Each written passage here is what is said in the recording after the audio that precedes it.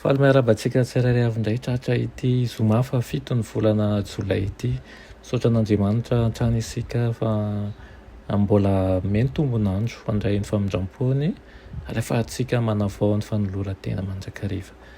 Hiditra amin'ny mofinaina atsika anio nefa melohan'izany dia vavakisika. Tomb'Andriamanitra eo mbola misaotra anao zahay fa mbola nomenao anjara indray amin'izao andro anio izao dia misaotra anao ihany koa Tompo manaiky hiainao anay izay dia vonika hiainao anao dia metezanao hiasa ao anatinay tsirairay avy amin'anaran'i Jesosy. Amen. Lohatenin'ny mofinaina antsika androany dia manao hoe modely. Nalaina amin'ny Efesianina 5:1 manao hoe koa amin'izany dia aoka hanahaka an'Andriamanitra ianareo tahaka ny zanaka mahalala. Amen. Raha nankatoy ny tenin'Andriamanitra ireo olona niaina talohan'ny safotrano dia tsy ho ringan'ny rano. Raha nankatoy ny tenin'Andriamanitra ny zanak'Israely dia ho namela azy ireo ahazo fitahiana manokana izy, saingy lava izy ireo noho ny fampanararam-po, ny fitiavan-komana sy ny fieretam-po. Tsy nirina ny ankatoy ny tenin'Andriamanitra, tsy nirina izy ireo izany nitarika azy ireo amin'ny fahotana maro sy mampahory ny fampananaran'ny filan-dratsiny. Raha nametraka ny fitakian'Andriamanitra ho loha laharana sy ny filana ara-batana ho ao amin'ny laharana faharoa izy ireo ka nilefitra tamin'izay safidin'Andriamanitra ny amin'ny sakafo tokony ho azy dia tsy nisy lavo tany anefitra na dia iray aza.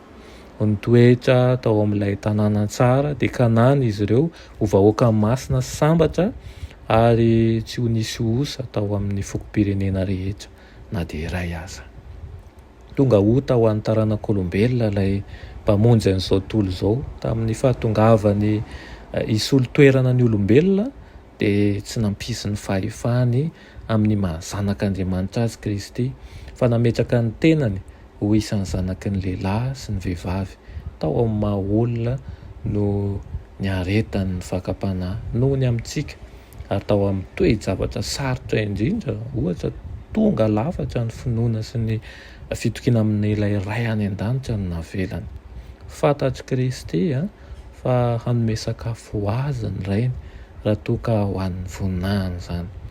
Fikasan'Andriamanitra ny hizaha toetra ny taranak'olombelona sy hanome azy an'ireo tombontsoa hampivelatra ny toetrany amin'ny fitarihana azy matetika ho amin'ny toe-javatra sarotra mba hizaha ny toetra, ny finoana sy ny fitokiana amin'ny fitiavan'Andriamanitra sy ny heriny.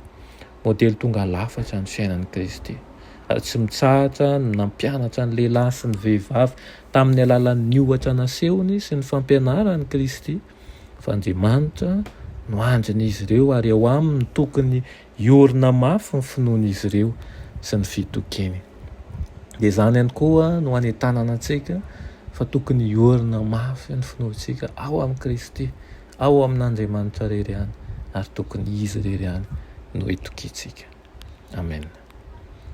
Ray masina tsara indrindra misaotra anao ny amin'izany mofinaina izany amin'ity maraina ity. Ianao ilay modely alainy tahaka. Ianao ihany koa nefa nilaza hoe izao ny lalana sy fahamarinana ary fiainana. Te ho any amin'ny fanjakanao izahay. Ampio izahay amin'ny alalan'ny fanahinao masina mba hiorina mandrakariva aminao ny finoanay. Atoky anao bebe kokoa mihoatra noho ny fahatokinay ny hafa amin'ny maha olombelona anay fa metraka anao aloha laharana satria fantatray fa ireo izay rehetra ataonao eo amin'ny fiainanay dia tena mahasoa tokoa. Amin'anaran'i Jesosy. Amen.